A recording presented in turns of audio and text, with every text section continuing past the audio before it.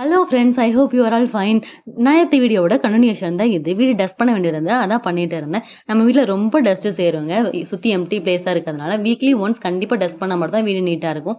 Dust பண்ணி முடிச்சுட்டு மாவு ஆட போட்டிருந்தனால அத பார்க்க போயிருந்தேன். உளுந்து ஆடி முடிச்சுட்டு, தோண்டி வச்சுட்டு, அரிசி ஆட போட்டுட்டு வந்து அதில எனக்கு ஃபுட்டு குடுக்க ஆரம்பிச்சுட்டேன். நம்ம வீட்ல லாஸ்ட் மாவுல ஊத்துனாலும் இட்லி நல்லா சாஃப்ட்டாவே வரும். அதுக்கப்புறம் அரிசி ஆடி முடிச்சதும் அந்த இருந்த மாவு மட்டும் லைட்டா தொடச்சுட்டு நாங்களும் ஃபுட் எடுத்துக்கிட்டோம். இளநீ வாங்கிட்டு வந்திருந்தாங்க. நீங்களும் சம்மருக்கு வந்து இளநீ இந்த மாரிலாம் குடிச்சு பாடிய கூலா வச்சுக்கோங்க. நெக்ஸ்ட் ஈர துணி வச்சுட்டு நல்லா தொடச்சு எடுத்துட்டேன். எல்லாத்தையுமே அடுப்பு, கவுண்டர் டாப் எல்லாத்தையும் தொடச்சு எடுத்துட்டேன். நீங்க வந்து வேலை செய்யும்போது பசங்களுக்கு வேலை குடுங்க. இந்த மாரி அவங்க டாய்ஸ் எடுத்து வைக்கிறது, அவங்க கரெக்ட்டா தான் பண்ணணும்னு இல்ல.